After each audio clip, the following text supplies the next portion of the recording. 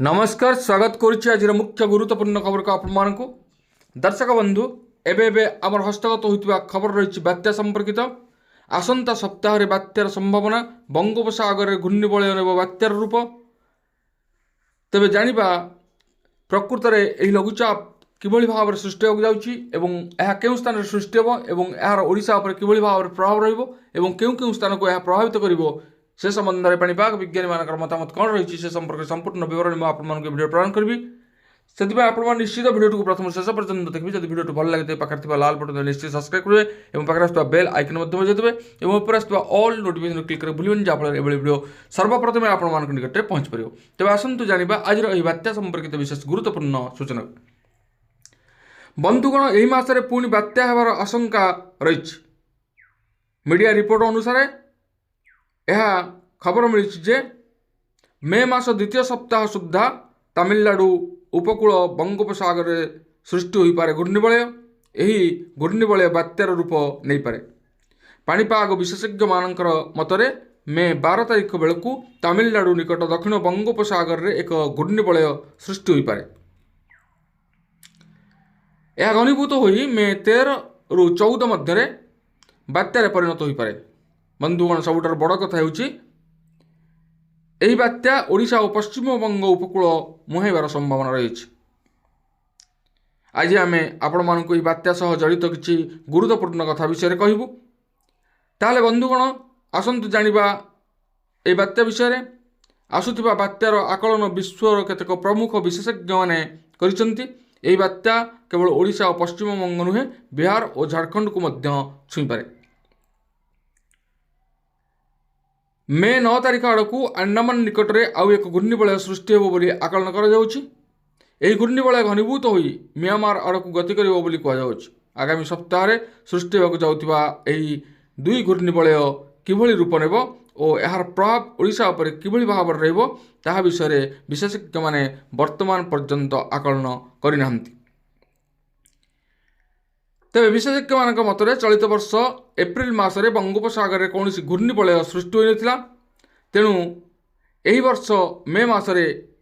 यहीपरि किसी हेबार अधिक संभावना रही गत वर्ष मे मसरे अम्फान बात्या आसीथिला और यह पूर्वर 2019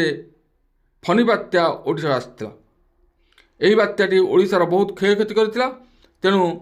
यही मासर द्वितीय सप्ताह आसुथिबा बात्या ओडिशा को केते प्रभाव पकाइबो ताहा लागि चिंता रे विशेषज्ञ माने चिंतित अछंती तेणु यही मासर द्वितीय सप्ताह आसुथिबा बात्या पई आम मानकु सावधान रहिबा उचित और अन्य मानकु ए विषय सूचना देवा उचित तेरे बंधुगण वर्तमान मु कहि रखा चाहे ये जो पोस्टटी मु आपण मान आगे व्याख्या कली ए पोस्टटी एक प्लाटफर्म रे शेयर होइछि तेबे प्रकृत रे ए कौन सतरे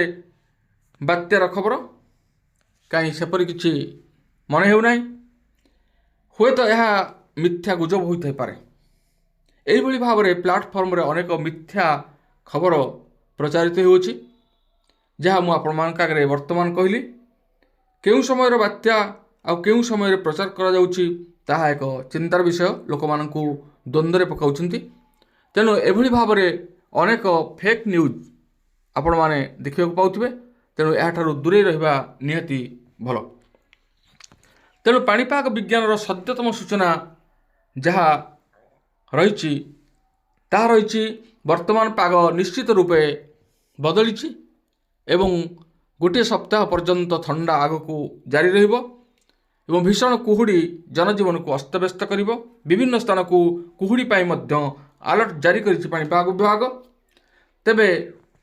या भितर बात्यार प्रश्न उठुनी किंतु ये जो खबर लोक मानकु विभ्रांत करिवार प्रचेष्टा यह निहाती निंदनीय तेणु भाई माने आपण मानकु अनुरोध एभली भाव रे पोस्ट आपण माने केबे मीडिया रे करंतु नाही जहाँ लोक मानकु भयभीत कराइबो तेणु ओडिशार पाग वर्तमान सुखिला रही विभिन्न स्थान ठंडा मध्य जारी रही आगकू ठंडा मध्य जारी रहिबो ତେବେ ଆଗକୁ ଆସୁଛି ଭୀଷଣ ଗ୍ରୀଷ୍ମ ପ୍ରବାହ ଆଉ ପ୍ରଚଣ୍ଡ ଖରା, ତା'ର ସାମ୍ନା ଆମକୁ କରିବାକୁ ପଡ଼ିବ। ତେଣୁ ପାଣିପାଗ ବିଜ୍ଞାନୀମାନେ ପ୍ରତିଦିନର ପାଣିପାଗ ଉପରେ ଯାହା ସଦ୍ୟତମ ସୂଚନା ଦେବେ ତାହା ଆମେ ଆପଣମାନଙ୍କୁ ନିଶ୍ଚିତ ଅବଗତ ନିମନ୍ତେ ଜଣାଇବୁ। ତେବେ ଏ ଥିଲା ଆଜିର ପାଣିପାଗ ସମ୍ପର୍କିତ ବିଶେଷ ଗୁରୁତ୍ୱପୂର୍ଣ୍ଣ ସୂଚନା। ଆଜି ପାଇଁ ଏତିକି, ପୁଣି ଦେଖା ହେବା ଆଗାମୀ ଭିଡ଼ିଓରେ। ରହୁଛି, ଧନ୍ୟବାଦ, ନମସ୍କାର।